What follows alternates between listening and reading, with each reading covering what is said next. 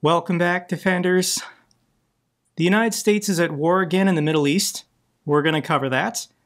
But first we're going to start with Putin, because Putin finally admitted it. All of Ukraine is ours.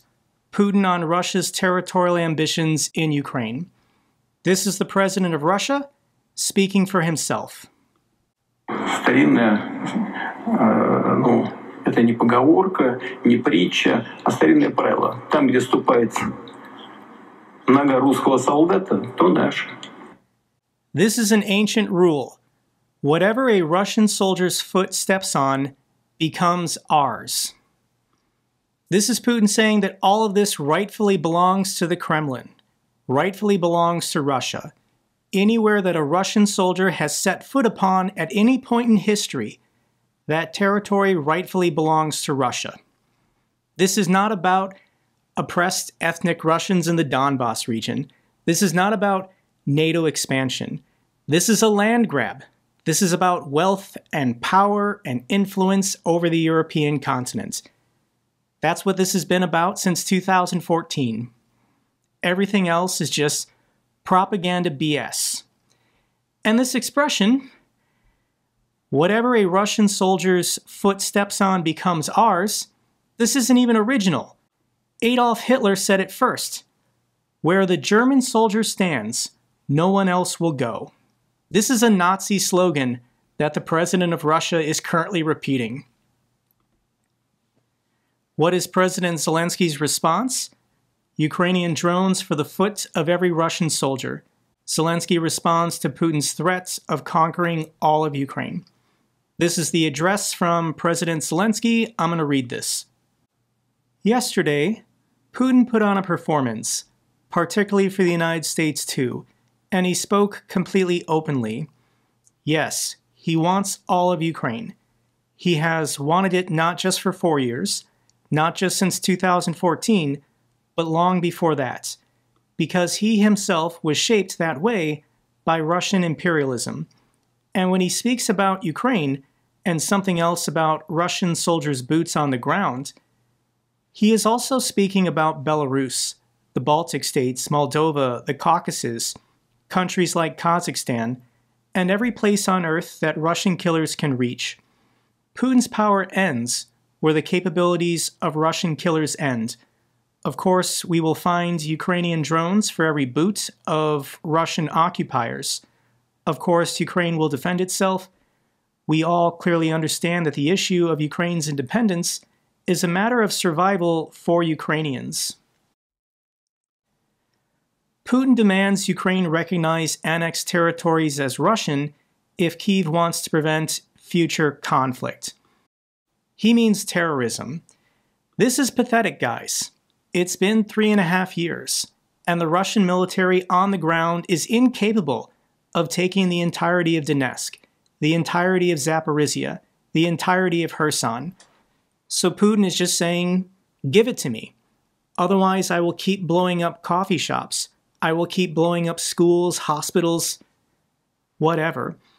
But even if Ukraine were to do this and cede this territory, Putin's already given away. He has no intention of ever stop attacking Ukraine until he gets everything. But the Russian ground forces just can't do it.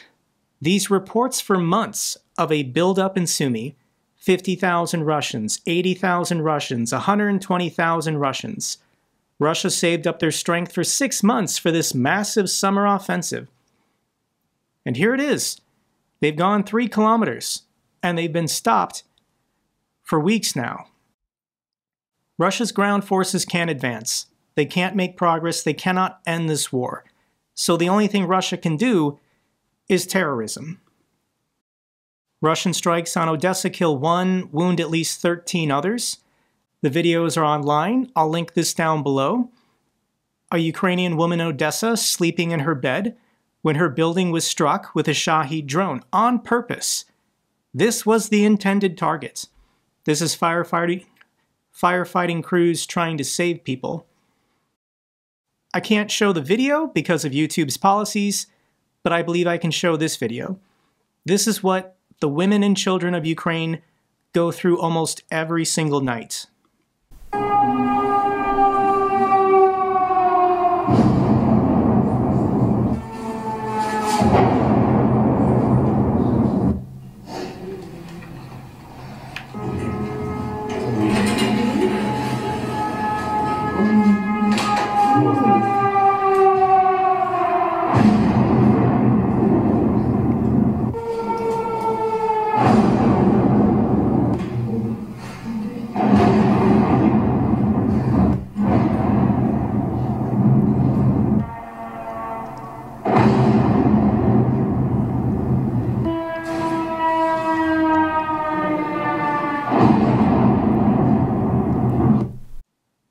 Russia is a terrorist state, and they must be stopped. So let's now tie in what the United States did over the weekend, and I think we're at war. I think Iran views this, rightfully so, as a declaration of war, and the United States is now at war with a country of 90 million people. Their government is pretty unhappy that we took kinetic action. And we're just going to start with the obvious. The US-Iran war would have never happened if Trump were president. This is what this idiot has been screaming for a year, that all he needs is the power of the presidency and he can make a deal. He can negotiate. He can end all wars. And the United States is done with these endless wars in the Middle East. That was a lie. And of course, because it's Trump and he's a hypocrite, there's a tweet for everything. Now that Obama's poll numbers are in a tailspin, watch for him to launch a strike in Libya or Iran. He is desperate. Remember that I predicted a long time ago that President Obama will attack Iran because of his inability to negotiate properly. Not skilled. This is the truth, guys. Iran stopped enriching uranium in 2016 after Barack Obama negotiated a deal with Iran. This is the chart showing centrifuges being added. Trump then in 2018 ripped up the deal, backed out of it, and didn't offer a solution. There were no alternatives. So Iran started enriching uranium again. And why would you negotiate with Biden or any president when the next president has set the precedent that he can just rip it up? The reason why we have treaties and agreements, and it's important for future presidents to respect and honor them, is precisely because of this scenario. Trump never articulated to the American people why it was a bad deal. He just ripped it up because Obama was the one who negotiated it. And Trump wanted to undo everything that President Obama did. So now we're at war. U.S. conducts airstrikes on Iranian nuclear sites. This is pretty much, I think, what happened. I'm going to read this blurb.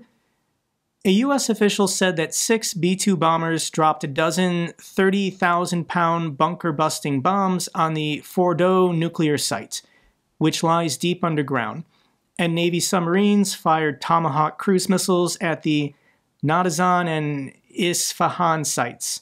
One B-2 also dropped 2 bunker busters on Natanz, according to officials.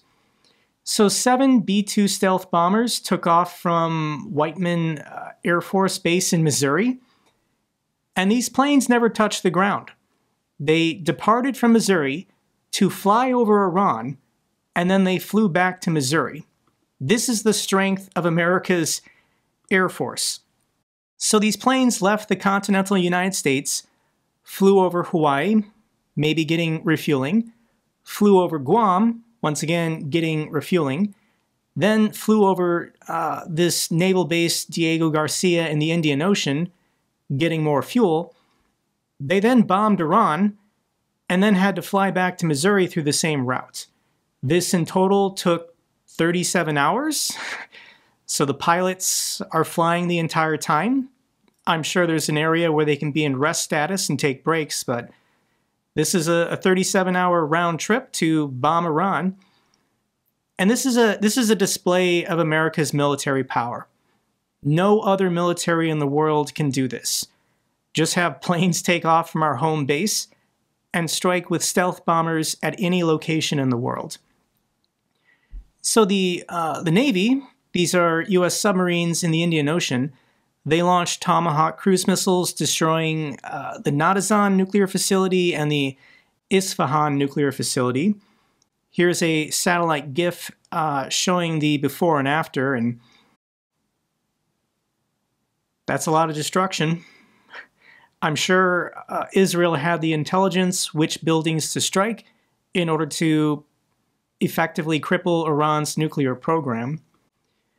But the crown jewel was this underground facility south of Tehran called Fordow, the Fordow Fuel Enrichment Plant.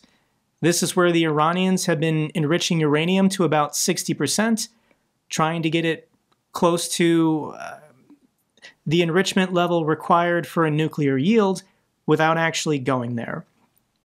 And the Iranians knew that this facility was at risk, so they deliberately built it in the mountains 80 meters underground. The United States in their arsenal has the JakeBroeYT, and this is how big the bomb is. This is how tall a human being is, and this is a bomb weighing 30,000 pounds, about 13,000 kilograms, and it's 20 feet tall, or about 6.2 meters. It can only be carried and delivered by the B-2 stealth bomber, which is why Israel called in this strike. Israel doesn't have B-2 bombers in their air force. So let's actually watch this video. This video is going to show you what the Fordow site looks like under this mountain. You can see there's 4 entrances leading to tunnels going underground. And that's all it is, under the ground. It's a fuel enrichment facility containing these centrifuges in order to enrich uranium. The end result, the end goal, was always for Iran to obtain a nuclear weapon. There is no civilian purpose for this facility. Iran, first undercover, but then it was exposed, yes, has been trying to develop a nuclear weapon for about 20 years. This is a video explaining how the JakeBroeYT bunker-busting bomb works. Let's play a little bit of this clip. How does the 30,000-pound JakeBroeYT bunker buster punch through 60 meters of concrete? Let's take a closer look at this massive earth-penetrating bomb, dropped from 30 kilometers up by a B-2 stealth bomber. It accelerates under gravity and aerodynamic shaping to reach supersonic speed. The moment it hits, the impact energy is like lightning striking steel, pure kinetic force. Its warhead is made of a nickel-chromium steel alloy, tougher and more heat-resistant than standard steel, allowing it to survive the violent impact intact. Its streamlined body and adjustable tail fins, similar to JDAMs, ensure the bomb strikes at the optimal angle for penetration. GPS and inertial guidance systems give it pinpoint accuracy within 1.2 meters. But why doesn't it explode on contact? A delayed fuse triggers the warhead about 0.3 seconds after impact. Some versions even use a multi-stage fuse. The first charge opens a path, and the second pushes deeper before the main warhead detonates. Even if it doesn't fully penetrate, the blast, 10 times more powerful than any other U.S. conventional bomb, can destroy everything within 600 meters. The blast is 10 times more powerful than any other conventional bomb in the U.S. arsenal, non-nuclear bombs. So the question everyone has is, did it work? Was this enrichment facility destroyed? And these are the Maxar satellite images as of this morning. You can zoom in. The missiles were dropped here and here. So it looks like 6 entry points in total. 1, 2, 3, 4, 5, 6. And we don't know. We don't know if the facility was destroyed. My assumption is yes. When you hit it with 6, maybe the first one didn't work, but yeah, I think it was destroyed. We might have to wait a couple months for the Iranians to dig it out. And then eventually that intelligence is going to get leaked to the Israelis, and then the United States will get confirmation. Today, I don't think anyone knows if this facility was completely destroyed, but my assumption is yes. So victory? This is the Prime Minister of Israel giving his address, thanking President Trump for taking action. Congratulations, President Trump. Your bold decision to target Iran's nuclear facilities with the awesome and righteous might of the United States will change history.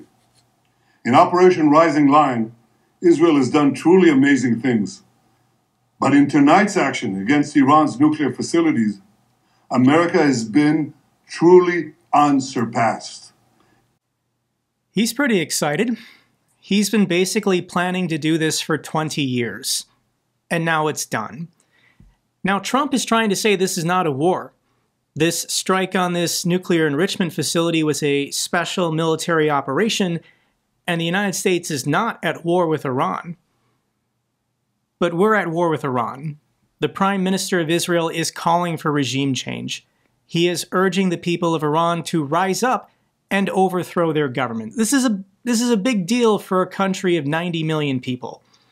Iran's war machine smashed, generals dead, shaheeds burned, missile launchers reduced to rubble. The Ayatollah Khomeini is in hiding. He's in a bunker, preparing for his own death. Trump has told Israel not to assassinate him, but Israel and the United States knows exactly where he is, or that's what they claim. The Ayatollah is 86 years old and has named 3 different clerics who could replace him if he's assassinated. Fearing assassination, Iran's supreme leader now communicates with his commanders only through a trusted aide and has completely abandoned electronic communication to avoid being tracked. It's basically what Saddam Hussein did, hiding underground in that guy's backyard. So what can Iran do to resist what's happening to their country? And this is what they've been threatening to do for 30 years, to close the Straits of Hormuz. Do not allow anyone in or out of the Persian Gulf. Iran would do this by releasing naval mines to just mine this narrow gap. Iran has already started GPS jamming in the Straits of Hormuz. Iran's parliament has voted to close it to release the mines. The problem is this doesn't really do anything. If Iran mines the Straits of Hormuz, then Iraq, Kuwait, Saudi Arabia, Qatar, and the UAE can't get their oil out, and their oil goes to India and China. Their oil doesn't go to Europe or the United States anymore. So if Iran were to close the Persian Gulf, that really only hurts in the short term China and China and India would put pressure on Iran to not do that. So Iran at the moment doesn't have very many good options. But the focus of this channel is Ukraine, and I want to share with you the thoughts of an ordinary Ukrainian. This is Stas Olenchenko, and this is what he says. I'm going to be brutally honest with you. As a Ukrainian, I don't know exactly what I feel about America's strikes on Iran. Let me explain. As a person who believes in democracy and human rights, I am sure that a country like Iran should not be allowed to have nukes. My people have seen firsthand what happens when a fascist dictatorship has nukes. This leads to unpunished evil and more violence, not less. I also think there is no place for moral justification of Iran's regime. It's inhumane and evil. Many Ukrainians were murdered by Iran's drones and rockets supplied to Russia. Iran's current regime deserves a brutal destruction as much as Russia deserves one. I also can't help feeling bitter. So this is what having the US as your ally looks like, huh? America's escalation concerns and dancing around Russia since 2014 look like a thick layer of excuses covering a very basic truth. The truth being that the US never really saw an enemy in Russia and an ally in Ukraine. That is, that it was more afraid of Russia losing the war than it genociding a European nation of 40 million out of existence. This stings a lot.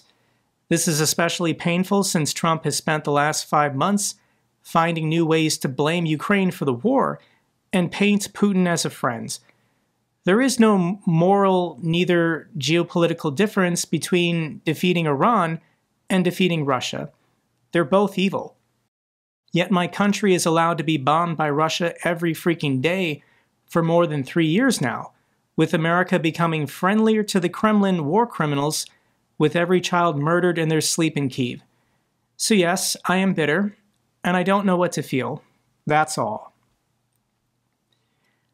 I support the destruction of these nuclear facilities. I don't believe Iran should ever be allowed to have a nuclear weapon. That is what Iran wanted. But do I want Donald Trump and his national security team in charge of the military right now and conducting these operations? And no, I don't trust the guy. I don't trust any of these people. And yes, this is raging hypocrisy when Iran and Russia are military allies. To be against Iran, but to be pro-Russia. Trump's not even neutral. Trump and his entire government are pro-Russian. So what is Russia's reaction? Let's get their reaction now, and this is the latest clip from Russia Media Monitor. Igor Korchenko says China should be the one helping Iran because Russia is busy. Russia's been pretty quiet about Trump destroying Iran, and this is what they're saying. For us, it's important that Iran at least doesn't lose the war. It's important for us that there be a coalition of the willing in support of Iran, not because we love the ideas coming out of Tehran. It's a matter of preference. It's important for us that this sovereign, independent country continues to exist, at least because it's our important partner. Part of the North-South corridor goes through Iran, which is exceptionally important for us in order to circumvent the anti-Russian sanctions. By the way, I sincerely hope that the People's Republic of China will assume a more active position. After all, they have another strategic ally, Pakistan. Therefore, Chinese partners go ahead and support Iran. We are currently fighting the collective West. We have a special military operation. If Iran falls, God forbid, next they will knock on China's door. This is the Russians saying they can't help Iran. If Trump and the Israelis want to destroy Iran's government and cause a collapse and a regime change, Russia's not going to get involved. This is the state of the Russian military. This is the kind of Mad Max nonsense that the Russians are putting out every single day. When it doesn't help, they're still going to die. Landmines and artilleries will still destroy whatever kind of armored vehicle this is supposed to be. These videos pop up on social media every day. Porcupine vans, but it doesn't matter. Every day Ukraine hunts anything that moves in the occupied territories close to the front lines. These are all Russian military supply trucks, transport vehicles, and they're all going to be destroyed eventually. Do you guys remember 2 years ago when I was making these videos and I would just give regular updates about another air defense system destroyed or a train? A fuel train was destroyed. Ukraine is still having these victories every single day. They are still wearing down and degrading the Russian military. But yes, the headlines are now going to be dominated by Trump's daily stupidity, his threats towards Canada, Greenland, Panama, and any new wars he starts. This was Trump's choice. He chose to start this war with a country of 90 million people, and this is not the end of it. We're going to see more crazy stuff happening in the next 2 weeks. I am still going to remain focused on the war between Russia and Ukraine. That is the primary objective here, and it matters. It matters a lot. Here's a headline for you. Russian soldier ate his comrade. Moscow's troops spiral into madness in Ukraine's trenches. A soldier called Brelak killed and ate his fellow Russian, then died himself. Just something to think about, his commander says. These are these intercepted phone calls. I'll read it. So, Brelak, this is his call sign, ate Foma, effing hell. No one ran the F away anywhere. Brelak killed him, and then effing ate him for 2 weeks.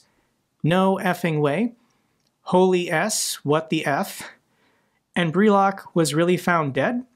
Yeah, they say he was a 200. But he had eaten his partner. So that's something for you to think about. This is not new news.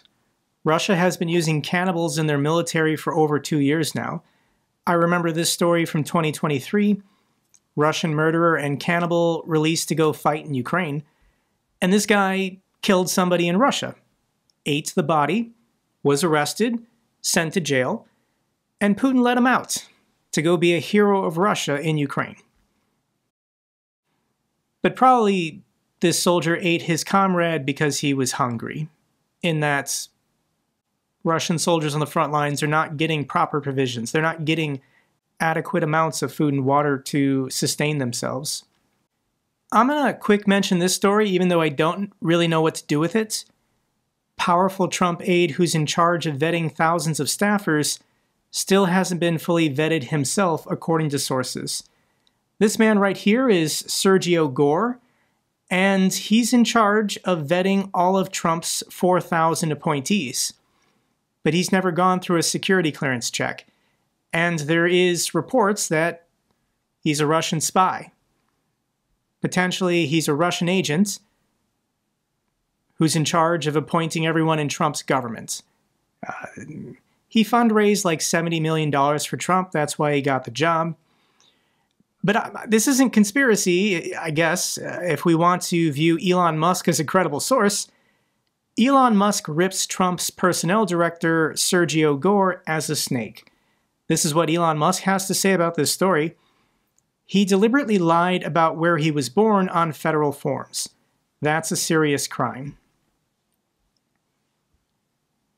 I just want to mention it to you guys, in the event anyone watching this video knows who Sergio Gore really is, and why he's in charge of appointing or vetting everybody in Trump's government right now. U.S. Special Envoy for Ukraine meets Belarus. This is Keith Kellogg, and Keith Kellogg went to Belarus to meet with Lukashenko.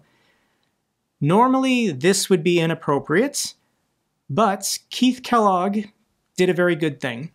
He secured the release of Belarus's opposition leader. Normally, you don't want to legitimize dictators, but I think this was worth it. I think this meeting, Lukashenko thought he was the winner, just getting Keith Kellogg to visit his country. But I don't understand why Lukashenko would do this. Lukashenko basically released from prison the democratically elected president of Belarus. There was an election in 2020 or 2021 and massive protests across the country. This is the guy who was supposed to win the election, but Lukashenko's a dictator and he put him in jail. This is the moment that his name, Sergei Tsianowski, got to speak to his wife on the phone for the first time in 5 years. Да, мы скоро увидимся. Ты что, ну сейчас уже лучше. Я так рада тебя слышать. Да. Ага.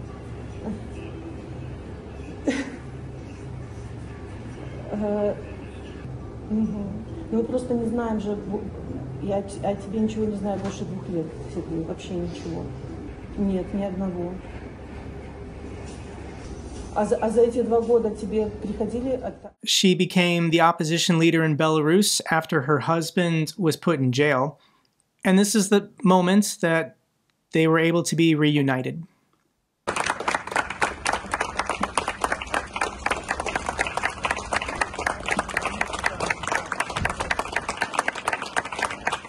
This is good news. This guy can now get on YouTube, get on Telegram, get on social media, and start posting every single day to try and reach the citizens of Belarus to resist what Russia is doing to their country. Here is the post from Svetlana. I can't believe it. Sergei is here with me and our children. What we've dreamed of for 5 years has finally happened. Tonight I'm taking the evening off to talk with my husband, to let him see his children again after so many years. Thank you all for the tremendous support. That was a victory. That was a political victory for the people of Belarus. I don't know why Lukashenko did that. Wounded and seriously ill Ukrainian POWs return home. This is part of this thousands of POWs being exchanged between Russia and Ukraine right now. So final video I have for you is once again more of these Ukrainian defenders getting off the bus. and finally returning home after years of captivity.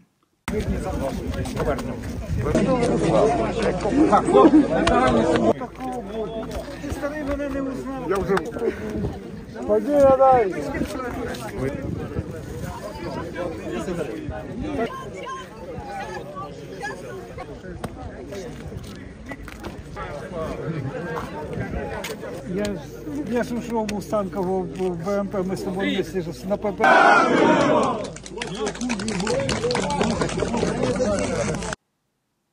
That's all for this update video. Glory to Ukraine, glory to the heroes. If you found this video informative, give me a thumbs up. Best way to support the channel. Comments and questions, let me know down below. I love hearing from you guys.